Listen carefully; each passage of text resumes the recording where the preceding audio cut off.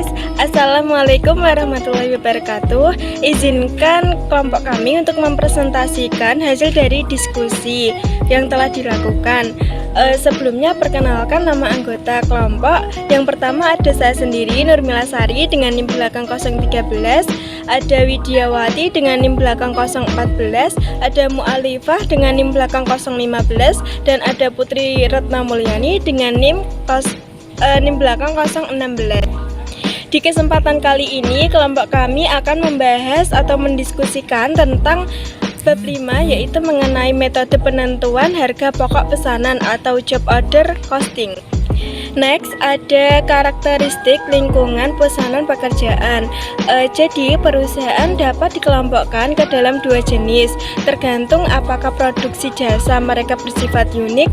Perusahaan manufaktur dan jasa yang memproduksi produk atau jasa-jasa yang unik membutuhkan sistem penentuan harga pokok pesanan atau job order accounting system.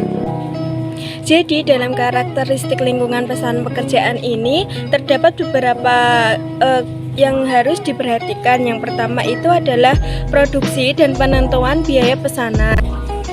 Jadi pekerjaan atau pesanan pekerjaan adalah satu unit atau kelompok unit yang berbeda. Sebagai contohnya, sebuah pekerjaan dapat berupa pemodelan ulang atas dapur untuk keluarga Ruis atau seperangkat meja yang terdiri atas 12 meja untuk ruangan baca anak-anak pada perpustakaan setempat. Dan proses pesanan pekerjaan yang umum yaitu terdiri seperti percetakan, konstruksi, pembuatan furnitur, jasa medis dan gigi, perbaikan mobil, dan jasa kecantikan. Untuk sistem produksi berdasarkan pesanan pekerjaan, biaya-biaya diakumulasikan berdasarkan pekerjaan. Jadi pendekatan ini membebankan biaya yang disebut dengan sistem penentuan harga pokok pesanan atau job order costing system. Di perusahaan yang mengerjakan pekerjaan berdasarkan pesanan, mengumpulkan biaya berdasarkan pekerjaan memberikan informasi penting bagi manajemen. Sebagai contoh, harga-harga seringkali berdasarkan pada biaya dalam lingkungan yang mengerjakan pekerjaan berdasarkan pesanan. Yang kedua yang perlu diperhatikan yaitu produksi dan penentuan biaya proses. Perusahaan-perusahaan dalam industri proses memproduksi produk-produk yang sama atau homogen secara massal. Contoh dari perusahaan manufaktur yang berdasarkan proses terdiri atas produsen makanan kaleng, semen, minyak, dan produsen farmasi dan kimia. Jadi terdapat perbandingan antara penentuan harga pokok pesanan dan proses. Untuk penentuan harga pokok pesanan sendiri, perbedaannya pada beragam produk yang berbeda. Kemudian biaya diakumulasikan berdasarkan pekerjaan, dan biaya per unit itu sama dengan total biaya pekerjaan atau output. Sedangkan penentuan harga pokok proses yaitu meliputi produk-produk yang bersifat homogen. Biaya diakumulasikan berdasarkan proses atau departemen. Dan biaya per unit itu sama dengan biaya proses output dibagi output.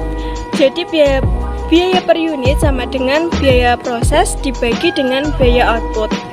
Selanjutnya yang perlu diperhatikan yaitu biaya produk dalam penentuan harga pokok pesanan. Jadi biaya produk terdiri dari bahan baku langsung, tenaga kerja langsung, dan overhead. Bahan baku langsung dan tenaga kerja langsung umumnya agak mudah untuk ditelusuri ke masing-masing pesanan pekerjaan, sementara overhead, karena overhead ini terdiri atas semua biaya produksi selain bahan baku langsung dan tenaga kerja langsung, tidak selalu sederhana. Next, terdapat penentuan harga pokok normal dan pembebanan overhead. Yang pertama ada penentuan harga pokok aktual dan penentuan harga pokok normal. Untuk penentuan harga pokok aktual terdiri dari menentukan biaya overhead yang tidak sama, produksi yang tidak.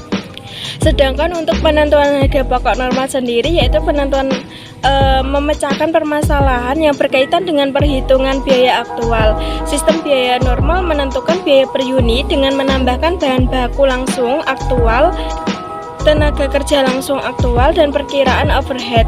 Overhead dapat diperkirakan dengan memperkirakan overhead aktual selama setahun pada awal tahun dan kemudian menggunakan tarif yang ditentukan sebelumnya sepanjang tahun untuk memperoleh informasi biaya per unit. Dan hampir semua perusahaan menggunakan biaya perhitungan biaya normal. Next, terdapat pentingnya biaya per unit untuk perusahaan manufaktur. Biaya per unit adalah informasi penting untuk perusahaan manufaktur. Biaya per unit penting untuk menilai persediaan, menentukan laba, dan pengambilan sejumlah keputusan yang penting. Sedangkan pentingnya biaya per unit untuk perusahaan jasa ini seperti perusahaan manufaktur, perusahaan jasa, dan organisasi yang tidak bertujuan laba untuk membutuhkan informasi biaya per unit. Jadi secara konseptual, cara perusahaan mengakumulasikan dan membebankan biaya adalah sama tanpa melihat apakah perusahaan merupakan perusahaan manufaktur atau bukan.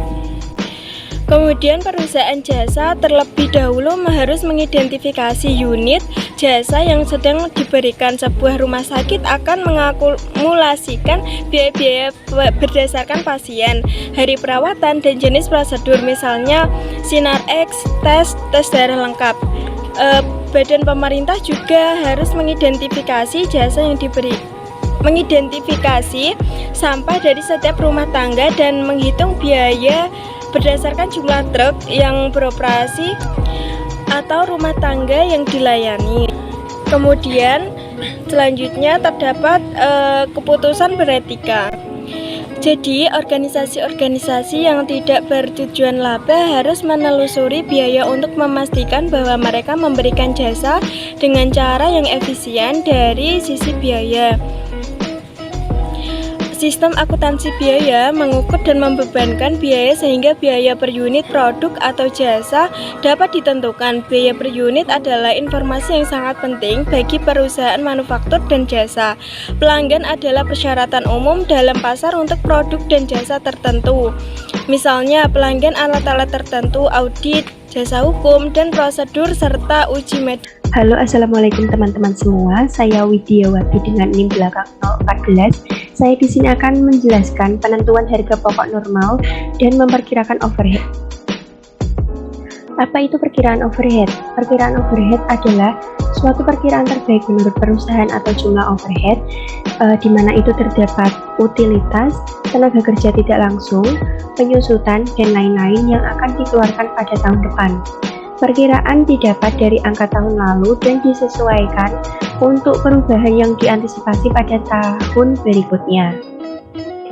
Selanjutnya di sini ada penentuan harga pokok normal dan perkiraan overhead, di mana terdapat 3 langkah sebagai berikut.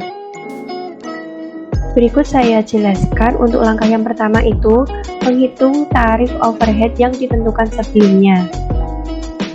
Tarif overhead yang ditentukan sebelumnya atau predetermined overhead rate dihitung pada awal tahun dengan membagi perkiraan overhead tahunan dengan total perkiraan tingkat aktivitas yang terkait atau pemicu biaya.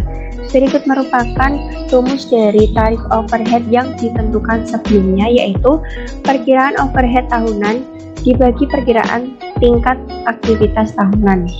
Nah, ini merupakan contoh di mana terdapat PTA mengeluarkan biaya sebesar overhead $36.000, biaya tenaga kerja langsung sebesar $720.000, yaitu total jam kerja langsung dikali dengan tarif.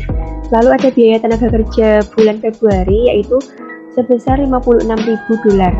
Hitunglah tarif overhead yang ditentukan sebelumnya, yaitu untuk overhead itu sendiri $36.000 dibagi dengan $720.000, nah, akan menghasilkan 0,5 atau 50%, di mana biaya tenaga kerja langsung dari 50% tersebut dikali dengan biaya tenaga kerja langsung sebesar $720.000, maka akan menghasilkan $360.000.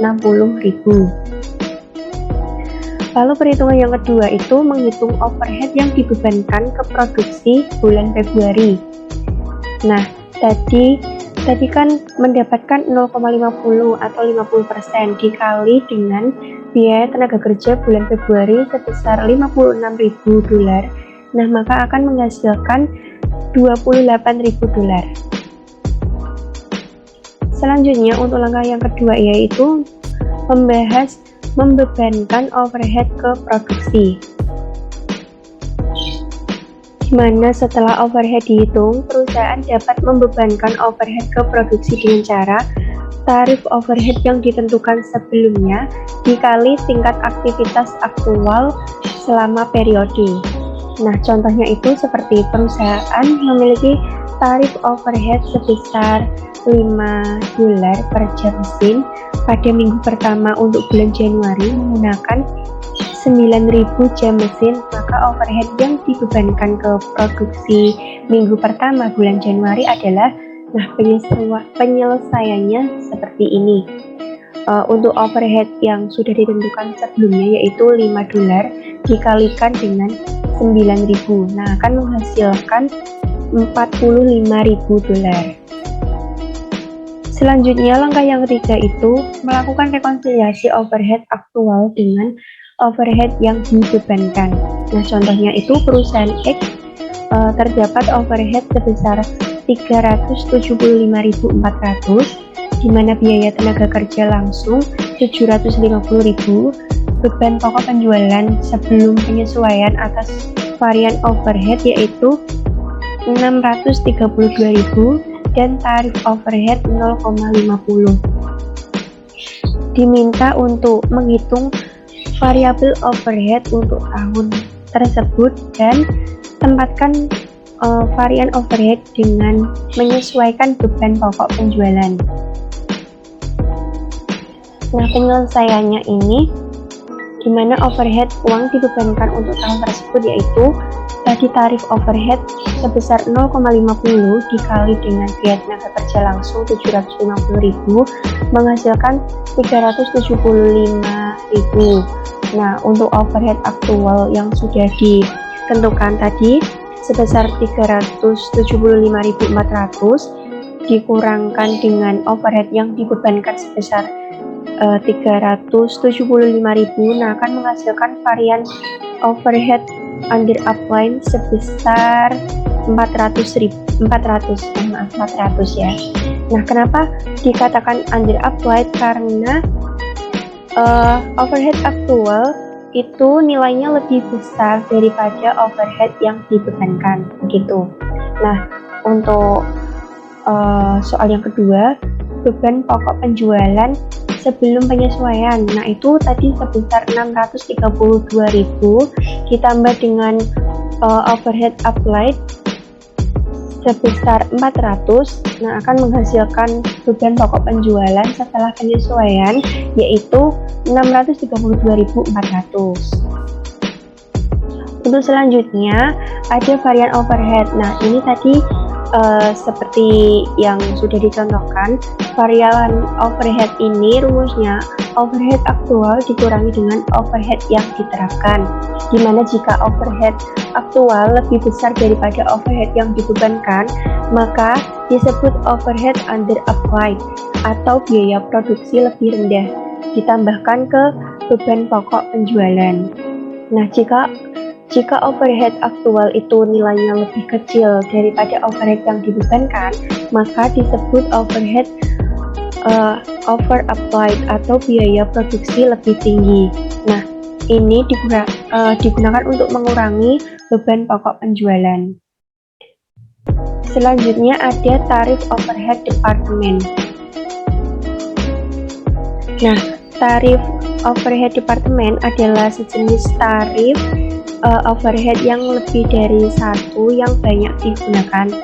Tarif overhead departemen adalah perkiraan overhead untuk sebuah departemen dibagi perkiraan tingkat aktivitas untuk departemen yang sama. Nah, ini merupakan rumus dari tarif overhead departemen ya teman-teman. Lalu langsung saja kita masuk ke contoh soal. Nah, seperti ini data yang diperkirakan atau di awal tahun perusahaan X, yaitu di mana terdapat departemen permesinan dan juga departemen perakitan. Nah, untuk overhead-nya sendiri untuk departemen permesinan yaitu 240.000. Nah, untuk perakitan 360.000, totalnya 600. Lalu untuk jam tenaga kerja langsung departemen pemesinan yaitu 135.000, departemen perakitan 240.000, totalnya 375.000.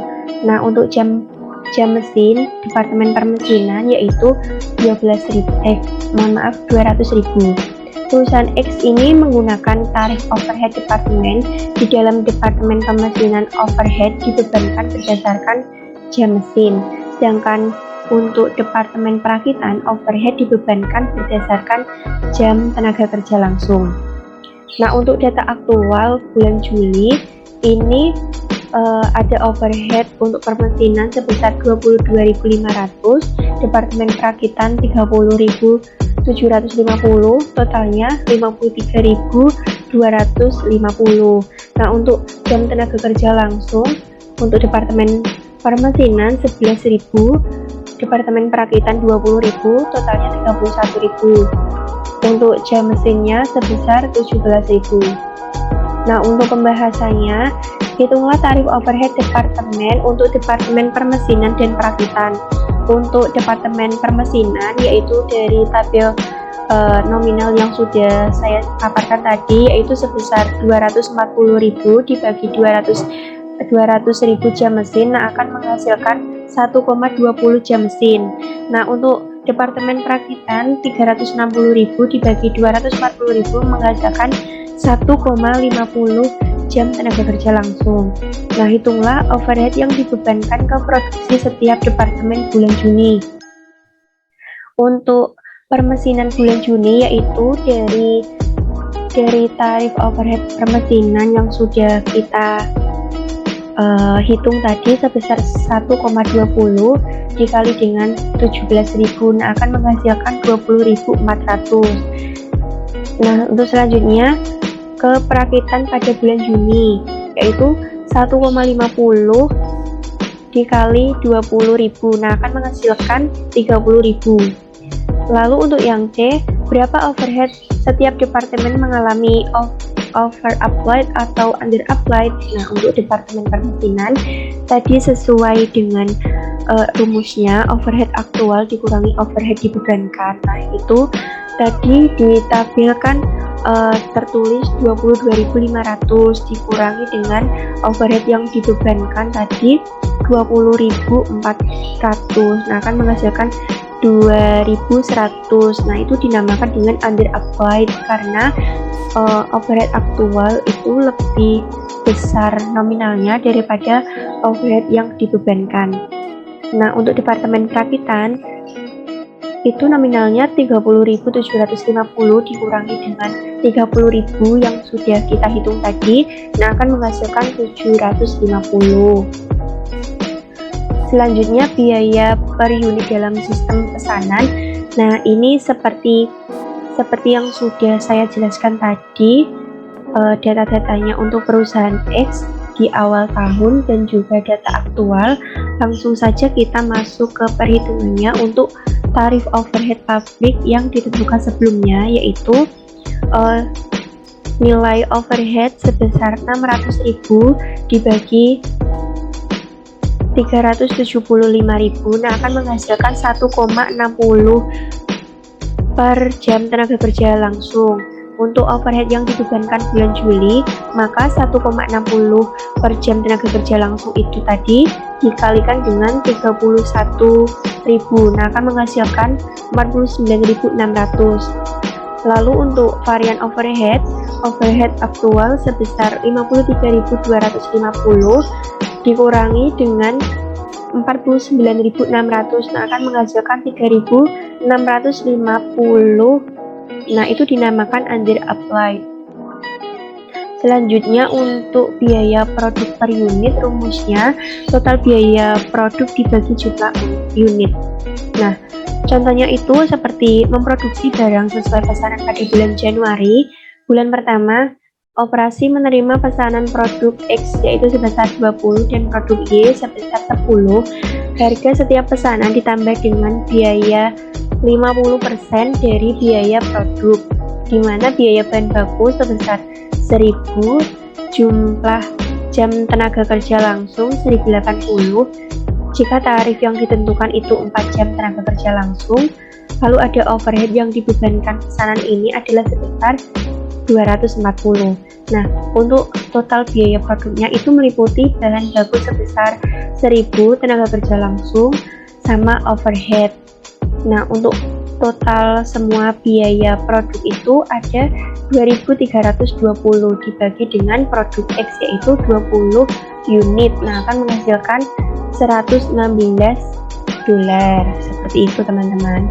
Lalu untuk penelusuran biaya pesanan dengan dokumen sumber.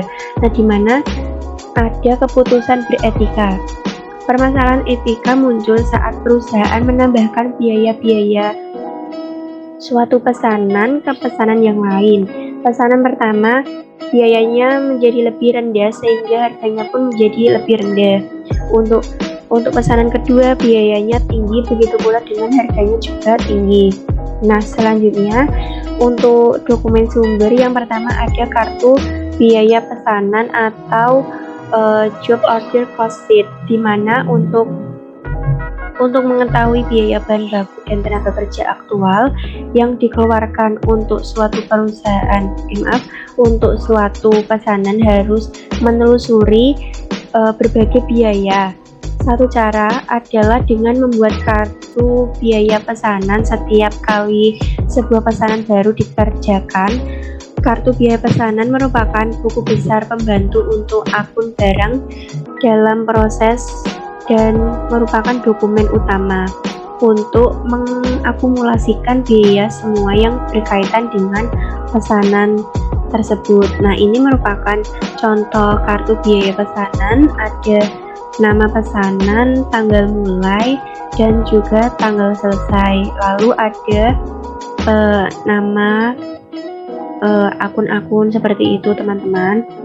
Lalu untuk sumber dokumen yang kedua yaitu permintaan bahan baku material atau material requisition.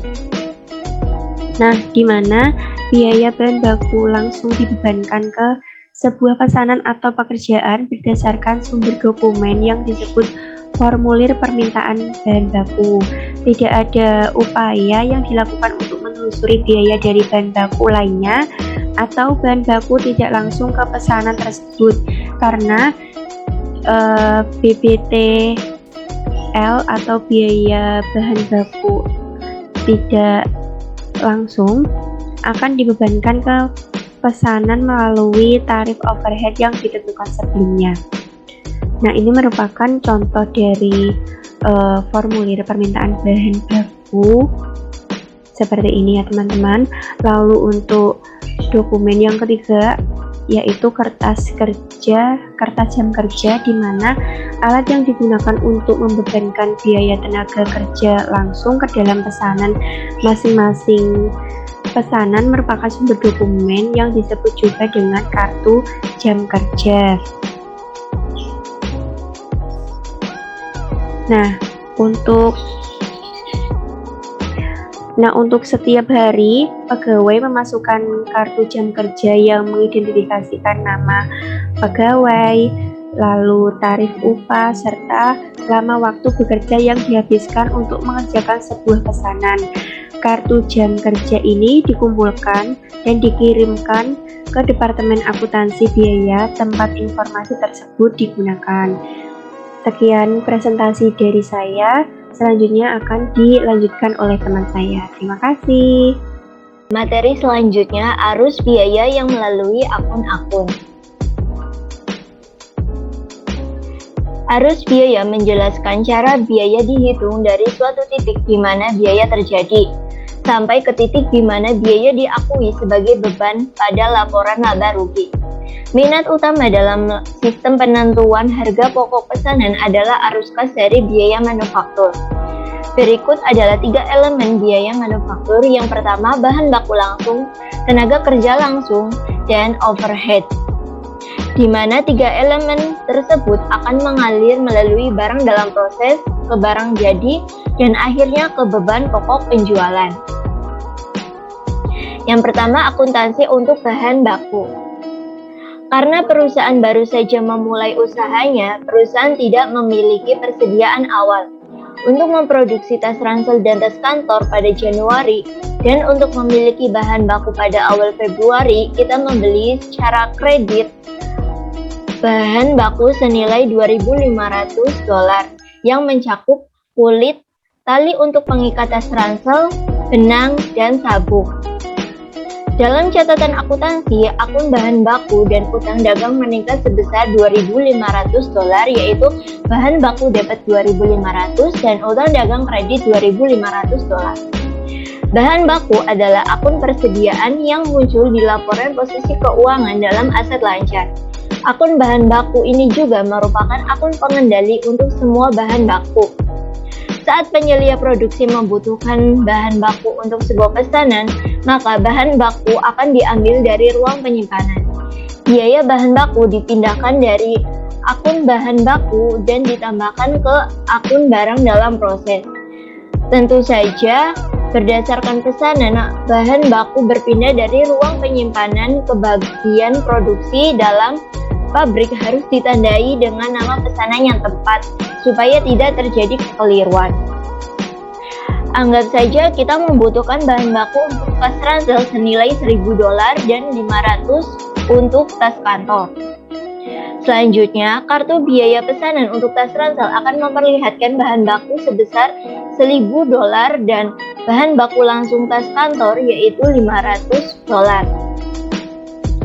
Akun bahan baku akan meningkat sebesar $2.500 karena pembelian dan turun sebesar $1.500 saat bahan baku diambil untuk digunakan dalam produksi. Maka saldo bahan baku nilainya akan saldo awal bahan baku ditambah pembelian dikurangi bahan baku yang digunakan, yaitu $0 ditambah $2.500 dikurangi $1.500 sama dengan $1.000. Lalu selanjutnya akuntansi untuk biaya tenaga kerja langsung. Dalam biaya tenaga kerja langsung, kita tidak hanya menentukan total jam tenaga kerja yang dikeluarkan, tetapi juga yang dikeluarkan untuk setiap pekerjaan. Tas ransel membutuhkan 60 jam dengan tarif upah rata-rata sebesar $18 per jam sehingga total biaya tenaga kerja langsung sebesar $1.080. Dan untuk TK yaitu tas kantor membutuhkan 25 jam dengan tarif upah rata-rata $18 per jam sehingga total biaya tenaga kerja langsungnya $450. Nilai-nilai tersebut dipindah bukukan ke setiap kartu biaya pesanan, di mana biaya tenaga kerja yang dibebankan kepada dua pesanan sama besarnya dengan jumlah total biaya tenaga kerja yang dibebankan ke dalam barang dalam proses. Ingat bahwa arus biaya tenaga kerja mencerminkan hanya biaya tenaga kerja langsung. Tenaga kerja tidak langsung dibebankan sebagai bagian dari overhead.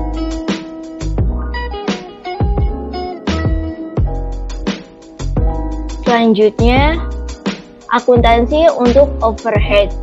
Biaya overhead dapat dibebankan dengan menggunakan tarif overhead pabrik tunggal atau tarif departemen, di mana umumnya jam tenaga kerja langsung adalah ukuran yang digunakan untuk menghitung tarif overhead pabrik dan tarif departemen berdasarkan pada pemicu biaya seperti jam tenaga kerja langsung, jam mesin, atau biaya bahan baku langsung.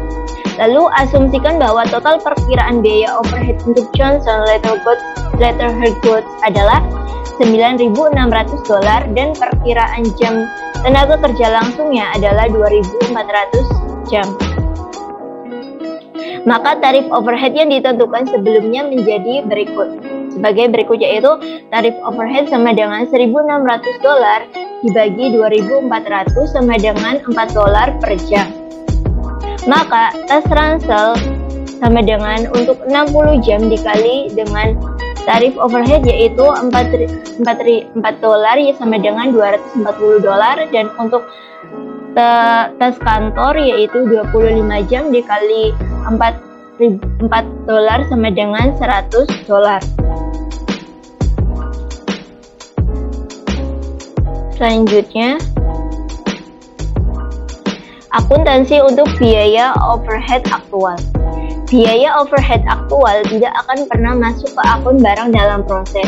Prosedur umumnya adalah mencatat overhead aktual ke overhead control, di mana selanjutnya pada akhir periode overhead aktual akan direkonsiliasikan dengan overhead yang dibebankan, dan apabila varian overhead tidak material, varian ini akan ditutup ke beban pokok penjualan. Untuk Johnson Letterhead pada akhir Januari, pengeluaran overhead aktual adalah $415. Sementara overhead yang dibebankan sebesar $340. Oleh karena itu, varian overhead sebesar $75 berasal dari 415 dikurangi $340, yang berarti overhead yang dibebankan lebih rendah untuk bulan Januari. Lalu selanjutnya akuntansi untuk barang jadi. Saat pesanan selesai dikerjakan, nilai bahan baku langsung, tenaga kerja langsung, dan overhead yang dibebankan dijumlahkan untuk menghasilkan beban pokok produksi dari pesanan. Maka secara bersamaan biaya dari pesanan yang telah selesai dikerjakan akan dipindahkan dari akun barang dalam proses ke akun barang jadi. Sebagai contoh, asumsikan bahwa tes ransel diselesaikan pada Januari dengan kartu biaya pesanan yang telah diselesaikan. Lalu setelah tes ransel telah selesai, beban pokok produksi sebesar 2.320 harus dipindahkan dari akun barang dalam proses ke akun barang jadi. Nah, ini dari akun biaya dalam proses nanti akan dipindahkan ke akun barang jadi. Penyelesaian sebuah pesanan di pekerjaan adalah langkah penting dalam arus biaya manufaktur, di mana biaya dari pesanan yang telah diselesaikan dihilangkan dari barang dalam proses dan ditambahkan ke barang jadi, dan pada akhirnya ditambahkan ke beban pokok penjualan pada laporan laba rugi. Untuk menjamin keakuratan dalam menghitung biaya manufaktur tersebut, laporan beban pokok produksi harus disusun. Saldo barang dalam proses akhir adalah $1.050. Dari mana angka ini? Yaitu berasal dari bahan baku langsung sebesar $500, biaya tenaga kerja langsung $450, dan overhead yang dibebankan yaitu $100.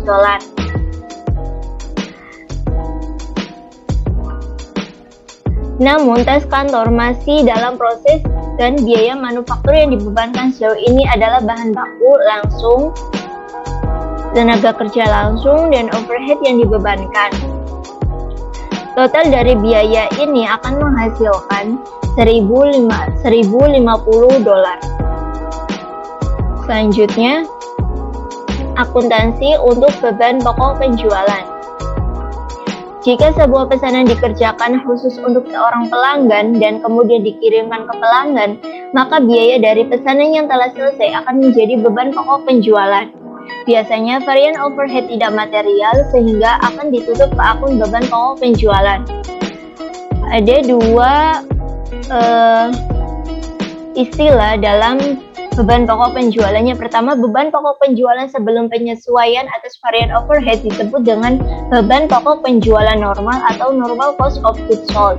Lalu ada yang kedua, setelah penyesuaian terhadap varian overhead periode tersebut dilakukan, maka hasilnya disebut dengan beban pokok penjualan setelah penyesuaian atau adjusted cost of goods sold. Lalu laporan pokok selanjutnya,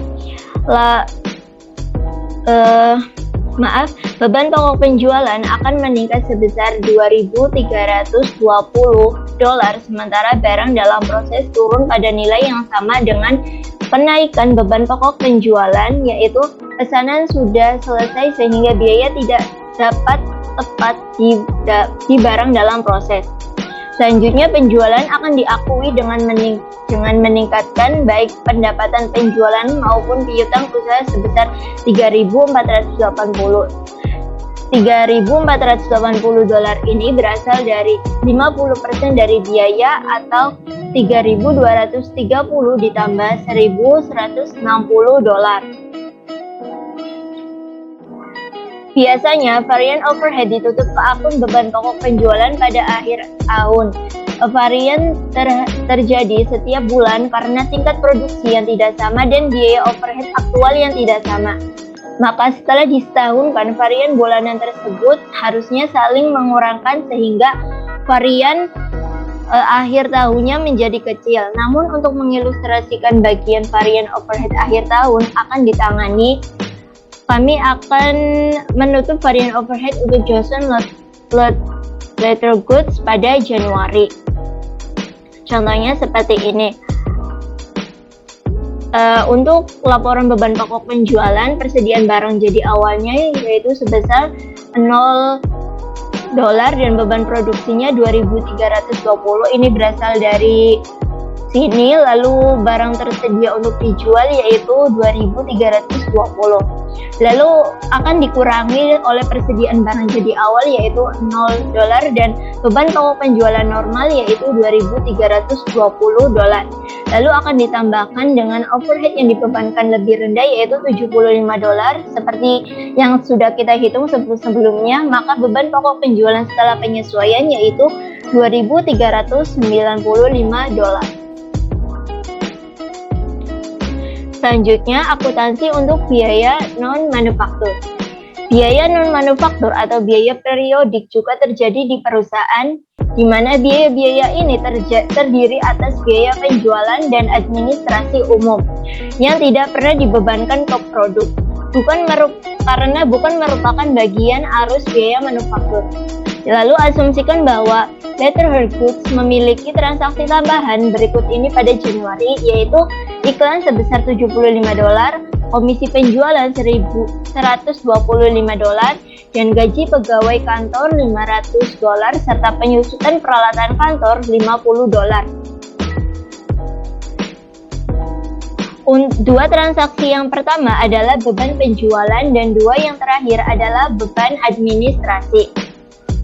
Oleh karena itu, akun beban penjualan akan meningkat sebesar 200 dolar yaitu berasal dari iklan 75 dolar dan komisi penjualan 125 dolar, dan akun beban administrasi akan meningkat sebesar 550 dolar berasal dari gaji pegawai kantor 500 dolar dan penyusutan peralatan kantor 50 dolar. Akun-akun pengendali mengakumulasikan semua beban penjualan dan administrasi untuk satu periode. Pada akhir periode, semua biaya ini mengalir ke laporan laba rugi tersebut. Dengan penyusunan laporan laba rugi, arus biaya yang melalui akun-akun manufaktur, penjualan, dan administrasi telah lengkap. Maka selanjutnya akuntansi aktual yang lebih terperinci untuk arus biaya tersebut akan dilakukan dalam lampiran 5A, yaitu nanti akan dijelaskan oleh teman saya. Cukup sekian dari saya, terima kasih.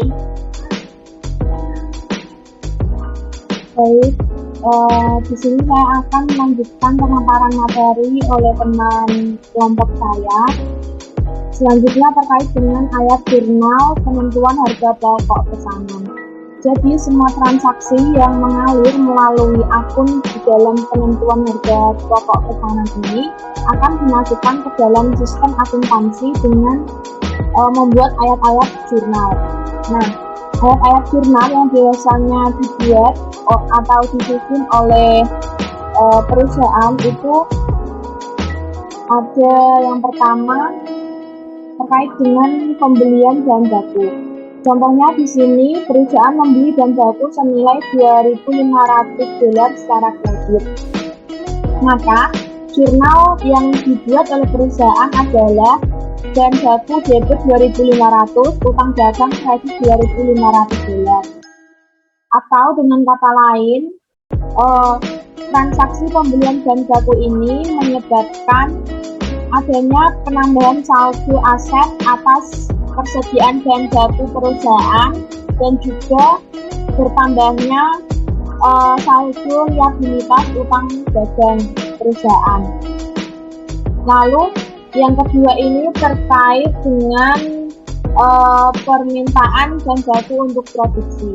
Contohnya, permintaan bahan baku senilai 1.500 yang akan digunakan untuk proses produksi. Jurnal yang dibuat adalah barang dalam proses debit 1.500 dolar dan baku kredit 1.500 dolar. Nah, di dalam kegiatan permintaan bahan baku untuk produksi ini memiliki arti bahwa adanya perpindahan bahan baku dari gudang penyimpanan bahan baku ke pabrik untuk dilakukan proses produksi, sehingga dia akan menambah nilai atau saldo dari barang dalam proses dan juga mengurangi persediaan bahan baku. Lalu selanjutnya yaitu mengakui tenaga kerja langsung. Contohnya di sini mengakui tenaga kerja langsung senilai 1.530, sehingga jurnal yang dibuat adalah barang dalam proses debit 1.530, utang gaji kredit 1.530. Meskipun di sini gaji tenaga kerja langsung itu belum dibayarkan, tapi dia sudah diakui dan dimasukkan ke dalam akun barang dalam proses dan juga diakui sebagai liabilitas utang gaji. Lalu yang keempat, overhead yang dibebankan. Overhead yang dibebankan ke produksi dengan tarif 4 dolar per jam tenaga kerja langsung.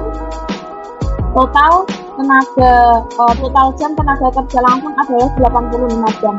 Jurnal yang dibuat yaitu barang dalam proses debit 340 dolar dan overhead kontrol kredit 340 dolar. Nah, angka 340 dolar ini diperoleh dari tarif 4 dolar per jam tenaga kerja langsung dikalikan dengan total jam tenaga kerja langsung 85 jam, sehingga diperoleh angka 340 dolar. Lalu yang kelima, akuntansi biaya overhead yang sebenarnya. Di sini kita mengakui adanya overhead yang sebenarnya.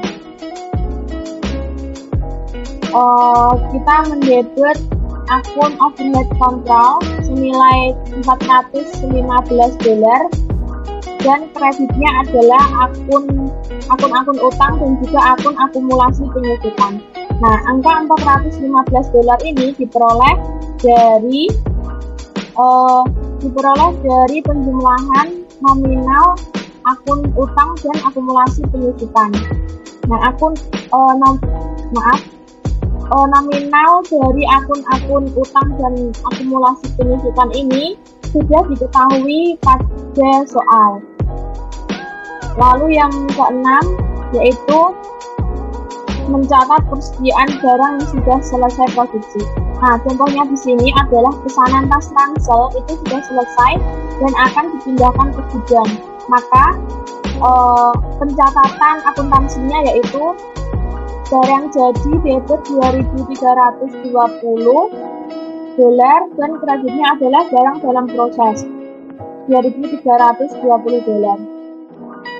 Nah, angka 2.320 dolar tersebut diperoleh dari kartu biaya pesanan.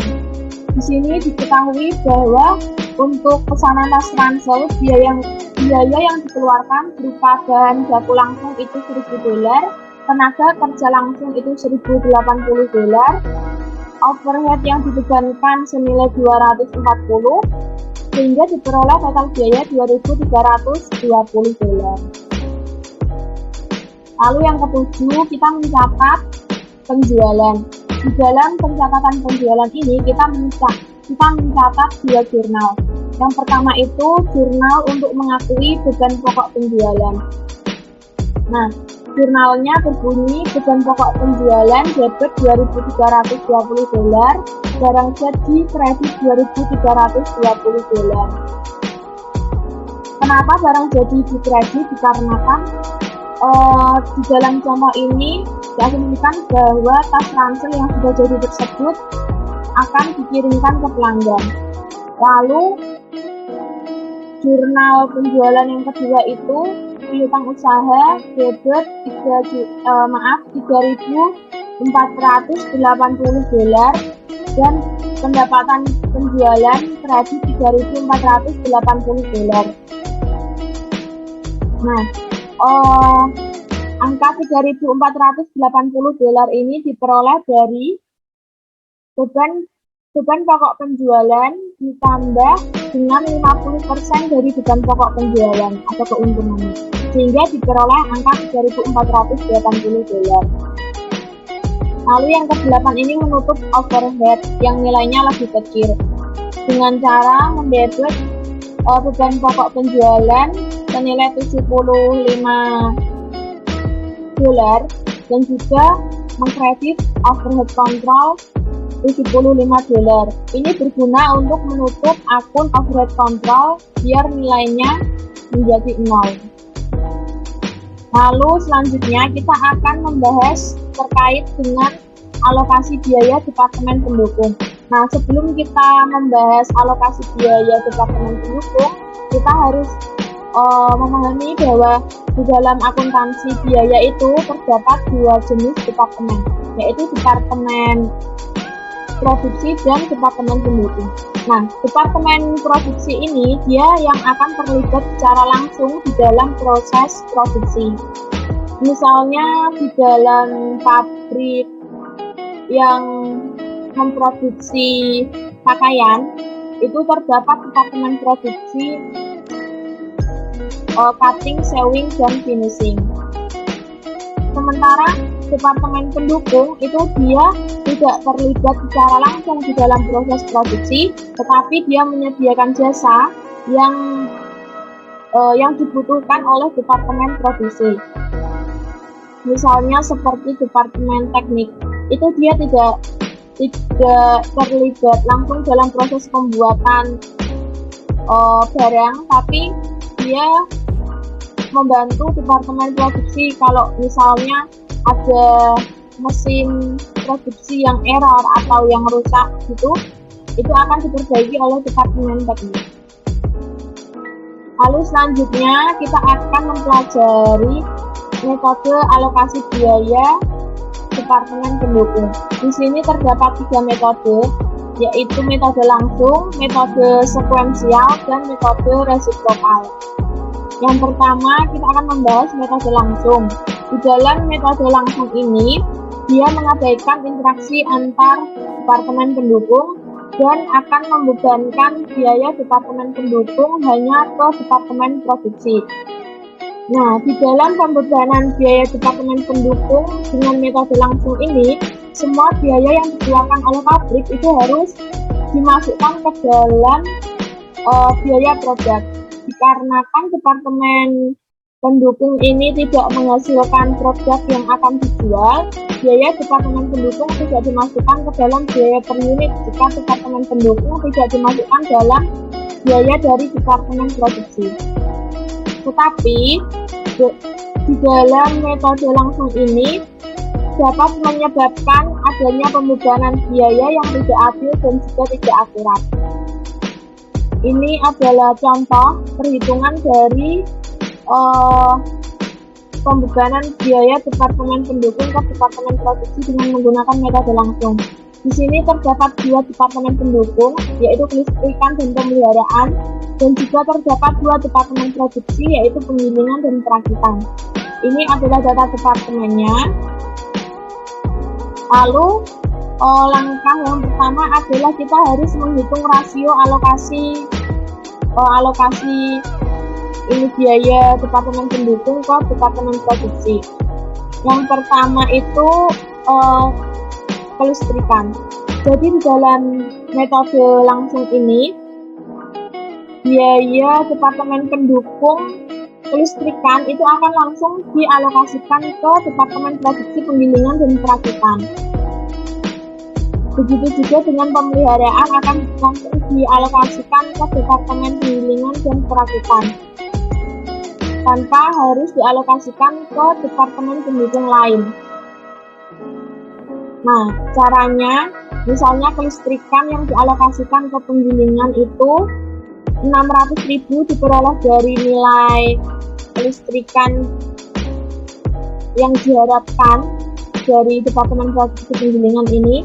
600.000 dibagi 600.000 plus 200.000, ketemunya 0,25. Begitu juga dengan kelistrikan untuk perakitan.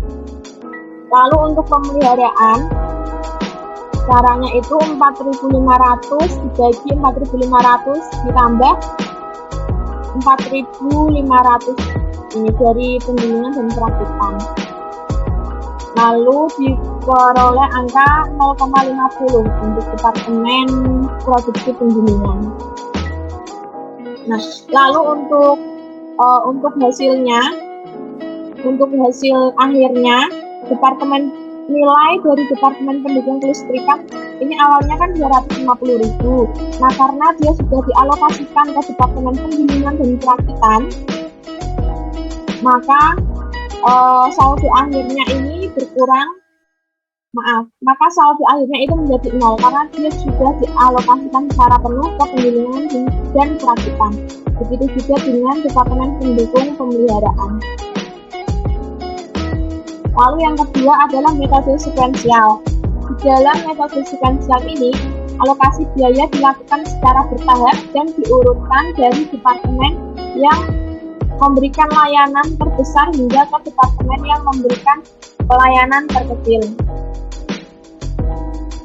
Nah, di dalam metode sekuensial itu dia memperhatikan interaksi antar departemen pendukung tapi tidak sepenuhnya. Setelah biaya dari satu departemen pendukung itu dialokasikan, departemen pendukung lain tidak akan mendapatkan departemen pendukung lain dia tidak akan mendapatkan alokasi biaya dari departemen pendukung yang awal tadi.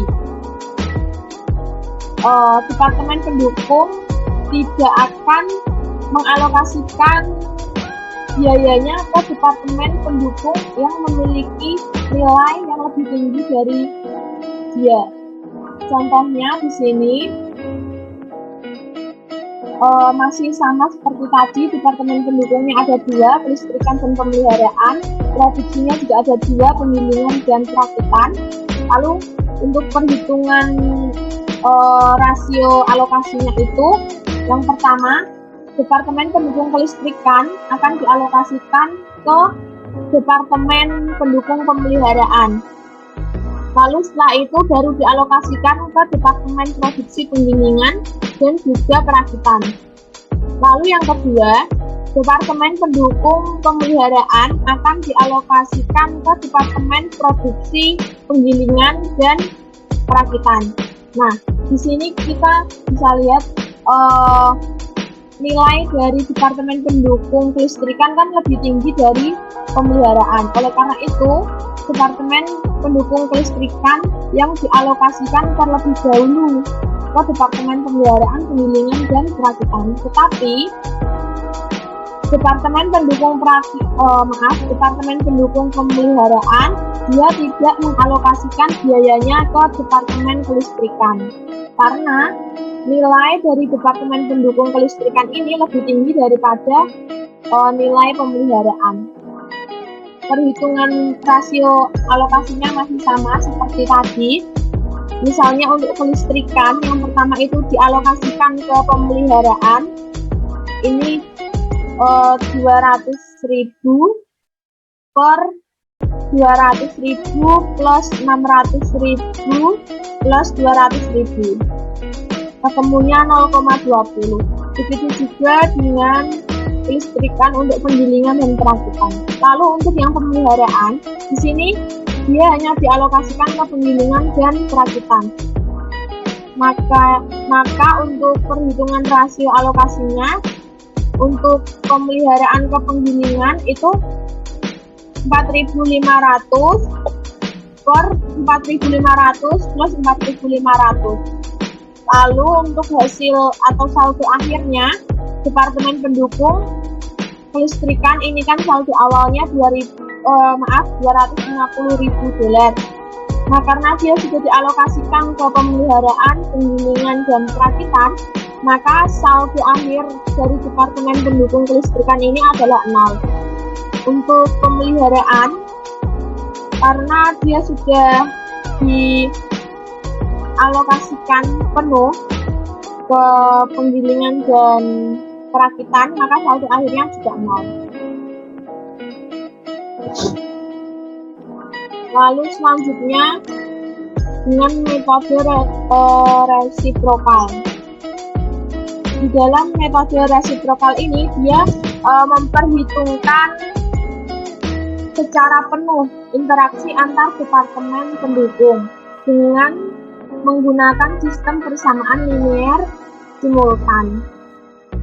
Pemanfaatan departemen pendukung oleh departemen lainnya diperhitungkan dalam menentukan total biaya dalam setiap departemen pendukung, di mana total biaya itu mencerminkan interaksi antar departemen pendukung. Lalu, total biaya departemen pendukung yang baru itu akan dialokasikan ke departemen-departemen produksi. Lalu selanjutnya terkait dengan teknologi dan alokasi biaya departemen pendukung. Jadi salah satu faktor yang mempengaruhi salah satu faktor yang mempengaruhi alokasi biaya departemen pendukung itu adalah adanya kemajuan teknologi yang sangat cepat. Sehingga banyak perusahaan yang berasumsi bahwa alokasi biaya departemen pendukung itu sangat bermanfaat bagi perusahaan mereka. Tetapi, perpindahan ke biaya berdasarkan aktivitas dan juga sistem produksi just in time itu dapat menghilangkan kebutuhan alokasi departemen pendukung. Nah, sekian presentasi materi dari kelompok 4. Apabila ada kesalahan dan kekurangan di dalam kami menjelaskan, mohon dimaafkan. Terima kasih untuk teman-teman semua dan Bu Dwi yang sudah berkenan menonton video presentasi dari kelompok 4. Sekian dari kami. Wassalamualaikum warahmatullahi wabarakatuh.